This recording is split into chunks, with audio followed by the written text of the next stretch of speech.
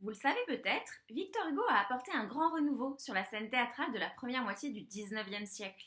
Il s'est affranchi des règles strictes du classicisme qui séparaient par exemple les sujets sérieux des sujets légers, la tragédie de la comédie.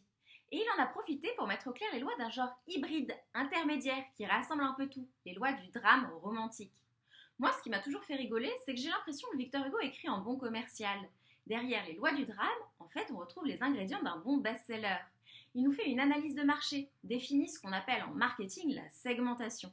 Lisons. Trois espèces de spectateurs composent ce qu'on est convenu d'appeler le public. Premièrement, les femmes. Deuxièmement, les penseurs. Troisièmement, la foule proprement dite. Ce que la foule demande presque exclusivement à l'œuvre dramatique, c'est de l'action. Ce que les femmes y veulent avant tout, c'est de la passion. Ce qui cherchent plus spécialement les penseurs, ce sont des caractères. De là, sur notre scène, trois espèces d'œuvres bien distinctes, l'une vulgaire et inférieure, les deux autres illustres et supérieures, mais qui toutes les trois satisfont un besoin. Le mélodrame pour la foule, pour les femmes la tragédie qui analyse la passion, pour les penseurs la comédie qui peint l'humanité.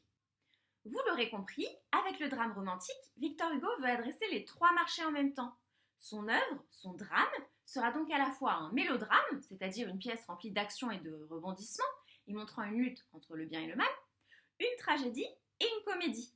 Il a pensé à rassembler tous les ingrédients du succès, et ça peut paraître un peu caricatural et simpliste, voire misogyne, mais c'est plutôt bien pensé. Pour qu'une œuvre plaise à tout le monde, il faut trois ingrédients. L'action pour la foule, les hommes du peuple, une histoire d'amour pour les femmes, et de la réflexion pour les philosophes et les poètes. Dites-moi en commentaire ce que vous en pensez.